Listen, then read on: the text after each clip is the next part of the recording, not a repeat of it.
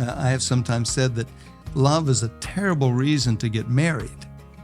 And of course, I do that why? To provoke a response and to capture their attention, because naturally people would say,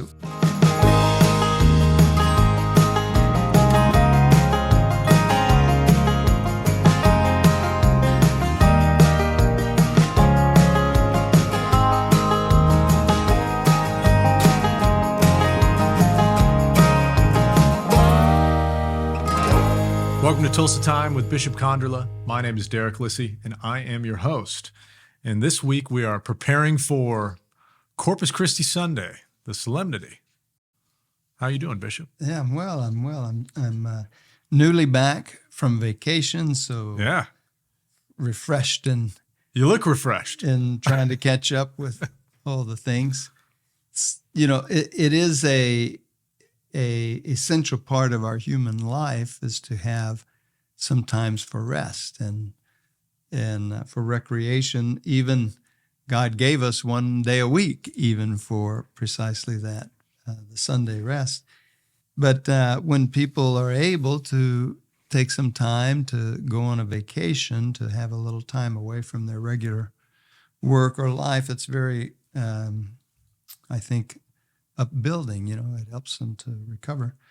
For myself, my vacation is very simple. I just go to my cabin in the woods and spend most of the time just hanging around the cabin and reading and enjoying the time off. This year, though, I did also go down to Texas. Nice. It happened to be the weekend of my parish, my boyhood parish's parish festival, which my family is typically a big part of, even today with my siblings. And so they were very involved in putting on the parish festival. And while there, I was able to convalidate the marriage of a nephew. Congratulations. So, that's great. Congratulations to Hunter and Summer. Convalidation of a marriage is something that people may not know a lot about. There may be various circumstances in the life of a Catholic when they are married, but not in a sacramental marriage. And then later the marriage is, the term that's often used is it's blessed. It becomes a sacrament. So in other words, they go through the rite of marriage. And then that makes what was a civil marriage a sacramental marriage. And so that's something that if people are in a civil marriage but would like to have the marriage blessed, made a sacrament, then they ought to talk with their pastor about and see if there are any impediments. If there are, can they be removed? Can they be fixed? And so I had a good time, and now 2 weeks of email and mail and catching up. And the joys of coming back from vacation, that pile of email, right? Oh, and I need to remember, it reminds me to turn my out-of-office message I accidentally kept it on. Yeah, for 3 weeks. Yeah, exactly. That's right. Yeah. What? It's January. It's still on. Yeah, that's right. That's hilarious. Yeah. That's funny. Something that's coming up. So Feast of Corpus Christi, but we have the big procession that'll be this week, May 30th. There's Mass at Christ the King. There'll be confessions there as well. And then the procession actually starts at 7 p.m. and goes from Christ the King Parish down to Holy Family Cathedral. We expect hundreds to be there, if not thousands. Yeah, so. There were, I think, around 1,500 for the first one. And as long as it's not too hot or as long as the storms aren't bad. Well, and everyone is invited, and that would be the one thing that might put it off would be if there was storms. Hopefully there wouldn't be that. A lot of people will experience, maybe even on the day of the solemnity of the most holy body and blood of Christ, which we typically just shorten to Corpus Christi. A lot of people will experience in their parishes a Eucharistic procession, maybe just even around the parish grounds or around the block. And this larger one that we do as a diocese is sort of monumental. I mean, Mm-hmm. it is the biggest monstrance that is probably exists maybe in the whole state of Oklahoma, certainly in our diocese. Mm-hmm. And so it's really impressive to see it and to carry it. You know, what is the purpose of a procession? The purpose of a procession, like any parade, is to celebrate, is to thank God for the gift, in this case, for the gift of the Eucharist, that we have the body and blood of Christ, that it is here on earth with us. And then also by taking it into the street, it's just like what we do with any evangelical activity, is to invite people. It forms an invitation. The people who see us go by and who are struck with Mm-hmm. amazement and curiosity and wondering what in the world is all of that. There's incense and people dressed in these different outfits, and there's these dancers, and there's this big gold thing with a thing in the middle of it, and there's 50 guys carrying this big stage. What is all of that? Well, maybe as they find out what is all of that, the Holy Spirit will respond to them. Something we ought to add to it, which I heard about at Texas A&M. They did a big procession last semester across the campus. And knowing that that would happen, that as they crossed the campus and came down through the main avenue of the campus, that there would be thousands of people seeing them, but not knowing, what is this?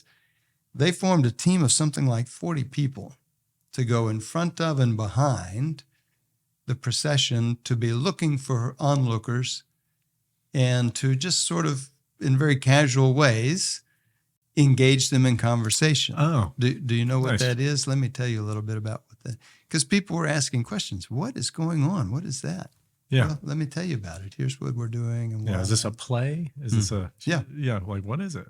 Exactly. Reenactment of some sort? Yeah. Well, that's great. Yeah, so we're looking forward to that. We're going to talk a little bit here about the gospel for this year's Corpus Christi Sunday. And this year it comes from Mark's gospel. The fullest scriptural explication of what we're celebrating is in John's gospel. So it's not to say there's something wrong with Mark's gospel. It's just that John, as with so many things, gets more into the theology of things. So folks ought to read the 6th chapter, the entire 6th chapter of John's gospel, as well as this gospel from Mark. Mark chapter 14. On the first day of the Feast of Unleavened Bread, when they sacrificed the Passover lamb, Jesus' disciples said to him, "Where do you want us to go and prepare for you to eat the Passover?" So this is just before the Last Supper, because we recall that Jesus was crucified at the time of Passover. And so he tells them, "Go into the city, and a man will meet you carrying a jar of water. Follow him. Wherever he enters, say to the master of the house, 'The teacher says, where is my guest room, where I may eat the Passover with my disciples?' Then he will show you a large upper room furnished and ready. Make the preparations for us there." The disciples then went off, entered the city, and found it just as he had told them, and they prepared the Passover. So that all sounds really, really mysterious and like there's some kind of magic going on or something. But it's very possible that Jesus knew this gentleman, or somebody within the group of disciples knew him, and had asked him about this room beforehand. And Jesus is just telling them how to recognize him, how to spot him. He's going to be this guy carrying the jar of water. So they go and they prepare the room. When you go on the tour of the Holy Land, right, you visit an upper room. It's called, when you're making that visit, it's called visiting the upper room. But it's not to say that this is the upper room. That's not what is being claimed. Sure, yeah. But that it gives you a visual sense of what might that have looked like. Well, it would look like about like this, because this is how these rooms would have looked. While they were eating, he took bread, said the blessing, broke it, and gave it to them, and said, "Take it, this is my body." Then he took a cup, gave thanks, and gave it to them, and they all drank from it. He said to them, "This is my blood of the covenant, which will be shed for many.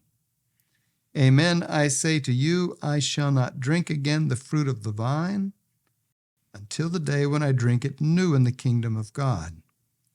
Then, after singing a hymn, they went out to the Mount of Olives. Thus far, the Gospel of Mark. Obviously, Catholics are going to recognize this scene in the Mass. That's what we do at Mass. Mm-hmm. We bless the bread, we bless the cup. Yep. But also notice the words that make clear that this is a sacrifice that the Lord is talking about. Blood will be shed. That is the essence of the sacrifice. And in this case, as Paul says in Hebrews, this is the only time that the priest offers himself as the lamb of sacrifice. In the Mass, we renew this sacrifice. Sometimes Catholics are accused of sacrificing the Lord over and over and over and over. It's not, when we say we renew the sacrifice, we renew our presence to the one sacrifice. We don't re-sacrifice the Lord over and over, but we become present again to this self-same sacrifice that the Lord made, and we're able to receive the body and blood of Jesus at the Mass, which is, it's important that all Catholics understand in a deep way the reality of this. We don't believe that this is merely a symbol. It is a part of the Reformation, the idea that this was just symbolic language. Jesus was just speaking symbolically here. We know as Catholics, because we've been doing it from the time of this Last Supper, our eyewitnesses were there. We know that Jesus was not speaking symbolically, that Jesus is establishing a new thing here in which miraculously he is able to give us, he is able to change bread and wine into his very flesh and blood so that we could have a way to consume his flesh and blood, to partake of that sacrifice. And we have kept it since then. We have continued to do what he said, "Do this in memory of me," since then. One hears sometimes statistics about what percentage of Catholics don't believe in the real presence of Christ in the Eucharist.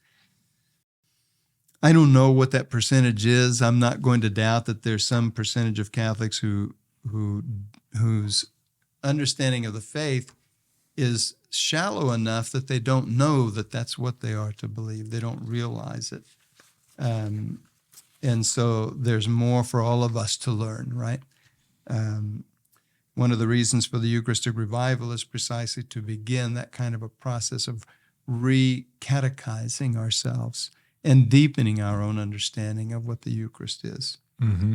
Yeah, I remember just like growing up and was able to experience Eucharistic adoration at a young age. See, and I don't.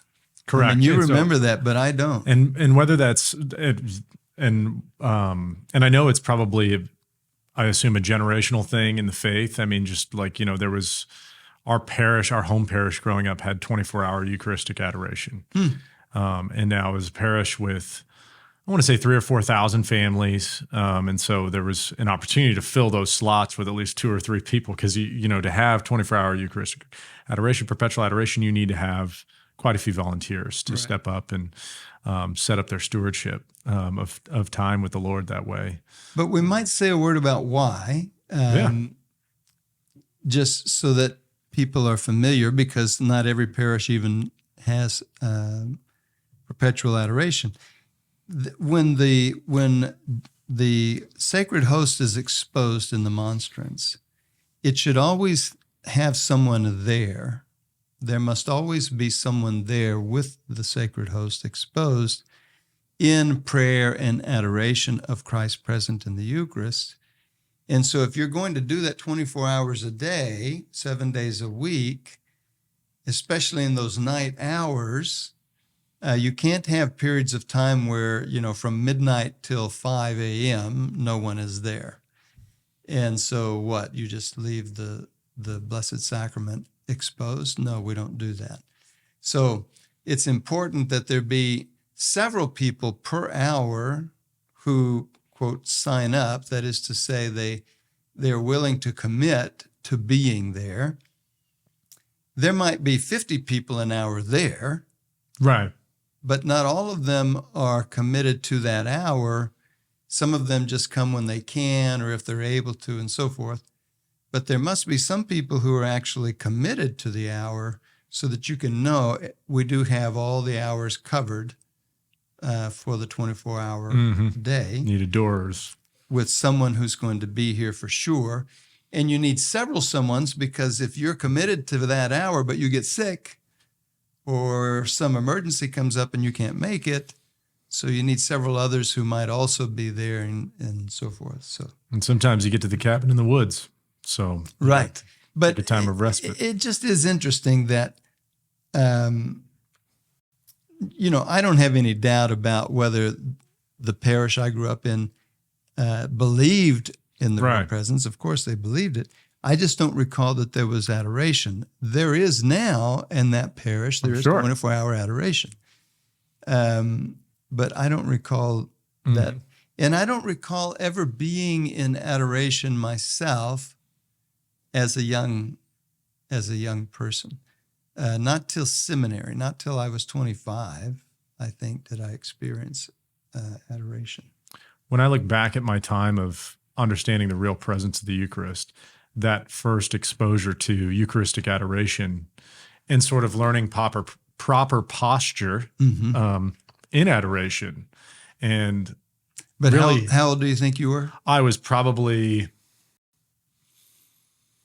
maybe junior high. Oh, okay. Maybe junior high. So I was, I wasn't little. Yeah. The most vivid time I remember was high school. Mm-hmm. That's when it was real, especially when I had a car, because then you could actually drive yourself to the church if you wanted to go sit in adoration. But because we had adoration there perpetually, you wouldn't just go pray in the church. If you wanted to go pray, you'd actually just go in front of the Eucharist. Sure. And so when you think about it, you were still in front of the real presence in the tabernacle when you go into a church. But it was kind of like this moment of like, well, if you need to go pray, you can actually go sit before the Lord in this more intimate chapel that was off the side of the church, that wasn't in the main church. And there was an opportunity to do that. But I think just learning the posture, learning the importance of that heightened my experience in the Mass and helped me understand the real presence and contemplate that real presence more. Yeah. So that was one of the desires of the Vatican Council regarding the Eucharist was this idea that you wouldn't necessarily have the tabernacle in the main sanctuary behind the altar, but that you would have a very special reserved, quote, Eucharistic chapel for the Blessed Sacrament to be reserved. In part so that A, you could do things like Eucharistic adoration, B, so that when there were people coming to visit the Blessed Sacrament, even if Mass was going on, if they weren't coming to attend the Mass, then they could be in this separate chapel.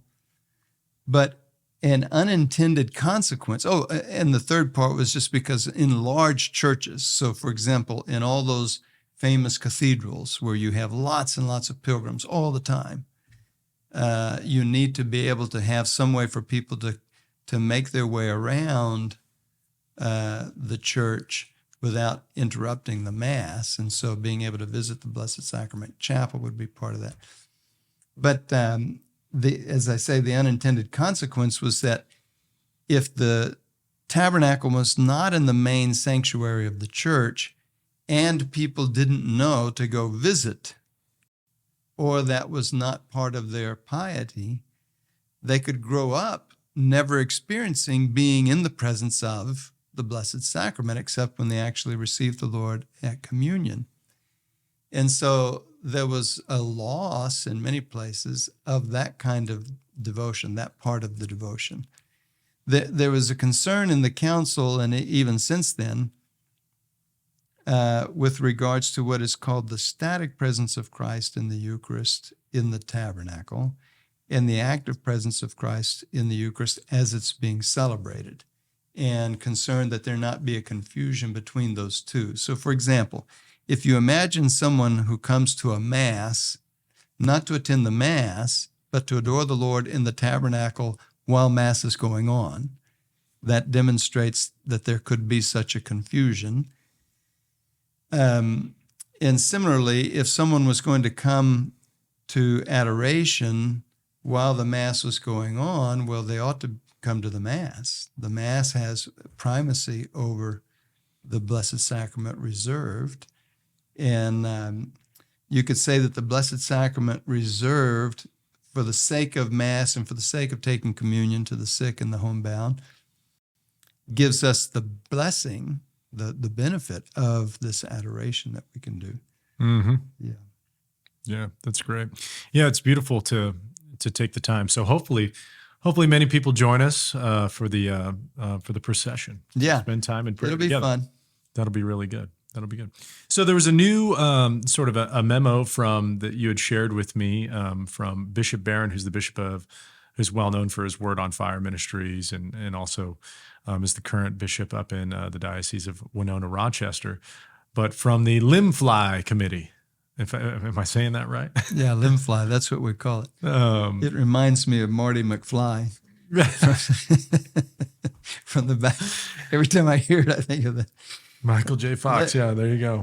Limb Fly is one of the committees that I'm on at the USCCB. That's the Laity, Marriage, Family Life, and Youth Committee. So it covers a wide range of topics. Yeah. So this new memo and some of the information they're putting out on Love Means More, Bishop, what's this? What's it all about? Yeah, this is a rebranding of a website that we have had for some years now that was called formerly Marriage Unique for a Reason. And the purpose of the website was to help people to deepen their understanding and appreciation of why is marriage a unique entity within the world today. What's the importance of marriage, not just within the church, not just theologically, but even civilly, because we've had laws in the last decades that have worked against marriage and family life. And so it was a desire to further deepen people's understanding of it. Now we've come to recognize, with the advent of gender ideology and the kinds of confusion that brings into the culture, that to speak of men and women and assume that everyone understands and is on the same page with what we mean when we speak of men and women, and to speak of love, marriage as a sacrament of love, that causes people to end up speaking past each other because we don't understand even what we mean. Right. We don't all mean the same thing when we say love or marital love. And so now we have redone the website and used this title, Love Means More, as a way for people to connect. So now when you go on to this website, which I definitely recommend to people, lovemeansmore.org. lovemeansmore.org, I definitely recommend for people to go and begin to interact with it and explore it, because it helps us to go deeper into what does love mean? What does it mean when we say that the love between a husband and a wife is reflective of the love that God has for his church, that's what the sacrament of marriage is based on. And so there's going to be lots of different kinds of things in the website, documents from the church in Spanish and English regarding marriage, regarding gender and sexuality, even forming consciences for faithful citizenship is on there too, precisely because we believe that marriage and family are important to the common good. And so attempts such as the recent one by the Biden administration to redefine Title IX, sex in Title IX, to include all of gender ideology, we believe that that is harmful to the common good and destructive of marriage and family. So church teaching is there. There's a section on gender theory resources. That's become such a big part of the culture and such a big part of the discussion in the culture. So for people to be able to read things here and gain a sense of language and terminology and how we can have discussions with people about these issues, both from the Catholic perspective, but also in a way that demonstrates compassion and sensitivity with people who are in other places than we are. So there's lots of documents from various dioceses on their diocesan policies on these issues. I'm sure ours is in there somewhere.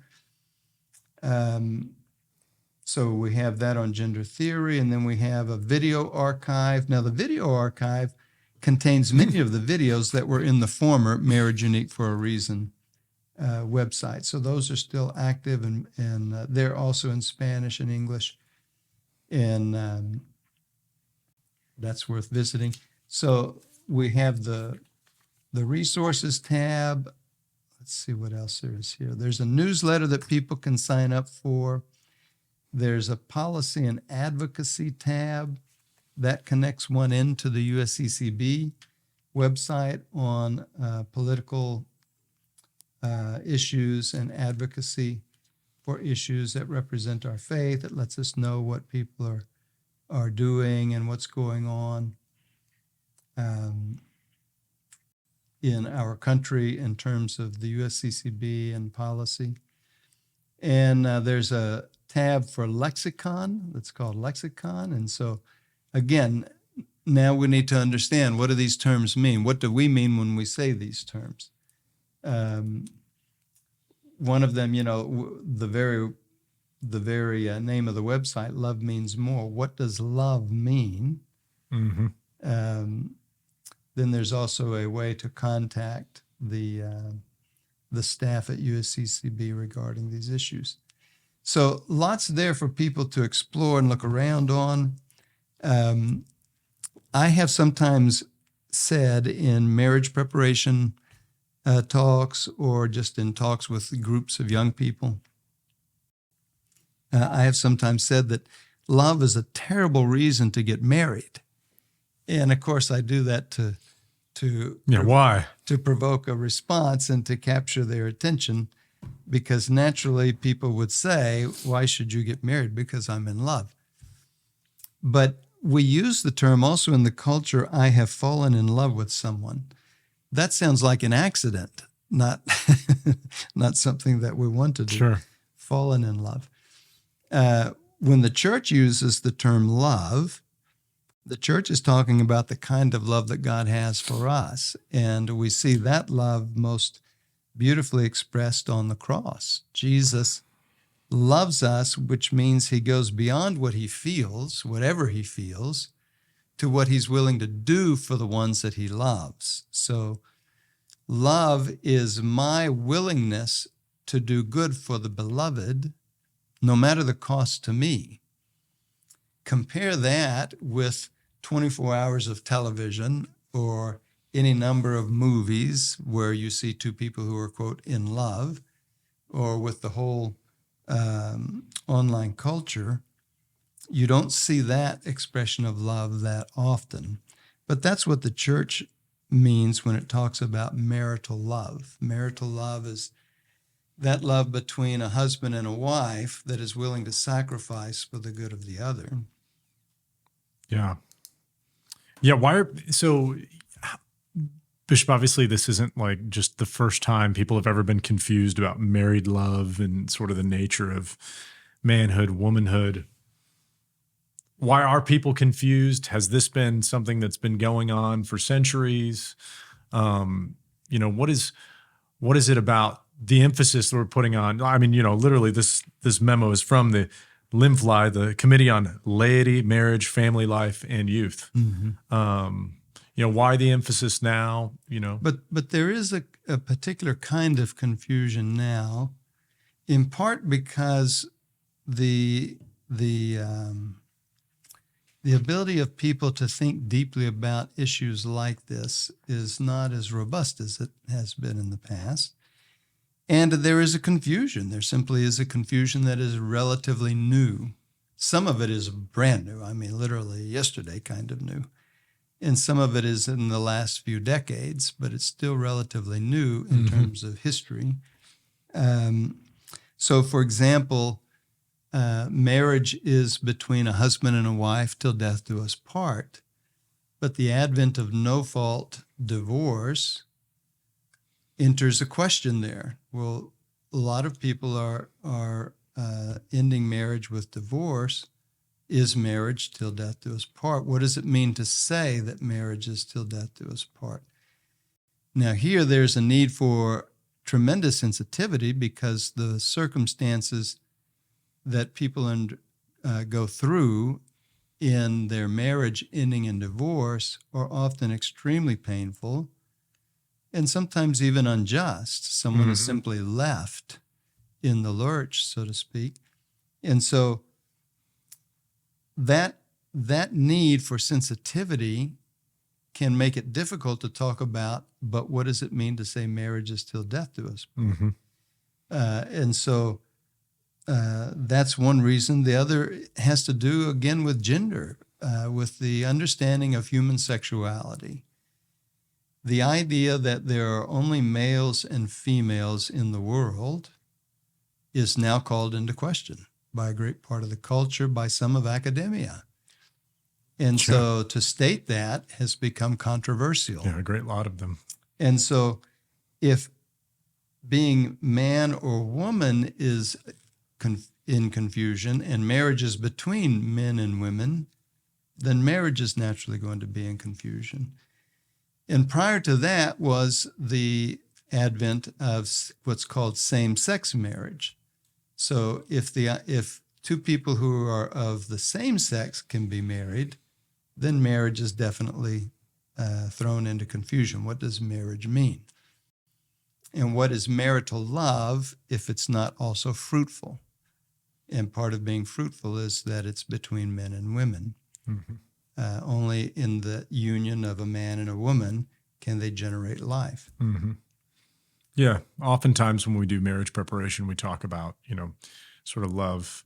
Love is a choice. It's not a fleeting feeling, but modern movies and all modern music for the most part expresses love in a very fleeting feeling way. The typical rom-com these days is, guy meets girl, or girl meets guy, and whether one's married or not married or whatever, but the whole sort of central point of the movie is so that love can happen between those people, whether it means, ruining a marriage or, a family or whatever. And so, but then the credits roll after success has happened, potentially ruining one marriage and going to the other, and we don't see the rest of it.